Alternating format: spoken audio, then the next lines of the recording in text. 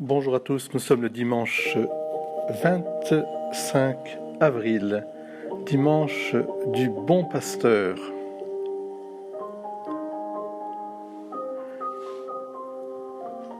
Le Seigneur est mon berger. Le Seigneur est mon berger, rien ne saurait me manquer.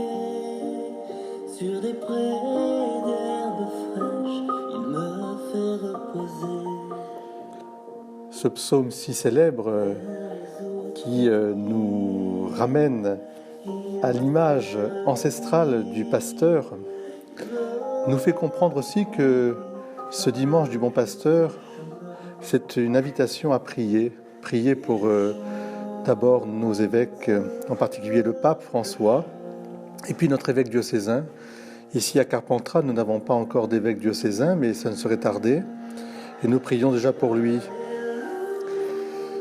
L'image du pasteur aussi, c'est le pasteur de toutes les églises, donc chaque curé aussi est un pasteur délégué par l'évêque, un pasteur relié au bon pasteur, comme d'ailleurs le pape et les évêques. Dans l'Orient ancien, le berger n'était pas un personnage romantique, comme nous le représentons souvent aujourd'hui, mais c'était un homme courageux, qui savait défendre ses brebis des animaux sauvages et des voleurs. Nous avons ce magnifique texte dans le premier livre de Samuel, au chapitre 17, des versets 34 à 36. David dit au roi Saül, qui voulait l'empêcher de combattre le géant Goliath, « Quand je faisais paître les brebis de mon père et que venait un lion ou un ours qui enlevait une brebis du troupeau, je le poursuivais, je le frappais et j'arrachais celle-ci de sa gueule. Et s'il se dressait contre moi, je le saisissais et je le frappais à mort. » Eh bien, dans le christianisme, c'est le Christ lui-même qui a repris cette image « Je suis le bon pasteur », qui conduit ses brebis au bon pâturage, mais qui aussi laisse le troupeau, une fois qu'il est au bon pâturage, pour aller chercher la brebis perdue, et qui la rapporte sur ses épaules. C'est tellement l'expression du Christ qui sauve de la mort et donne la vie, du Christ qui est le bon pasteur, qu'elle se trouve partout dans les catacombes, les maisons des chrétiens, les salles des réunions. C'est l'une des premières images du Seigneur ressuscité.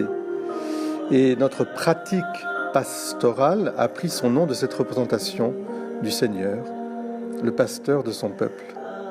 Et encore aujourd'hui, les évêques utilisent la crosse du berger comme symbole de leur ministère pastoral. Alors être un bon pasteur, c'est au fond permettre à tous de pouvoir vivre, de se nourrir, de vivre vraiment, pleinement. Je suis venu, dit Jésus, pour que mes brebis aient la vie et qu'ils l'aient en abondance. Jean, chapitre 10, verset 10. Je suis le bon pasteur, je connais mes brebis et mes brebis me connaissent. Saint Jean met dans son évangile l'accent sur l'individualité de chacun et l'importance que nous avons pour Dieu. Lorsque quelqu'un est important pour nous, nous connaissons son nom, qu'il s'agisse des membres de notre famille, de nos amis, de nos collègues et des gens de notre entourage. Cette connaissance nous permet d'aimer et de respecter. Combien nous avons besoin, nous aussi aujourd'hui, de retisser ces liens de connaissance, de se connaître nos noms comme Dieu les connaît. Il a inscrit nos noms sur le livre de vie, sur sa paume de sa main.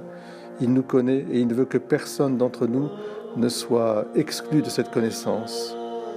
Alors je vous invite, en ce dimanche du Bon Pasteur, à marcher dans les traces du Seigneur, d'être de bons pasteurs pour les gens autour de nous. À la fin de notre vie, espérons que l'on pourra dire de nous ce qu'on a dit du Christ.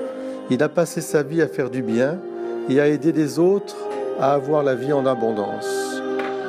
Bon dimanche à tous.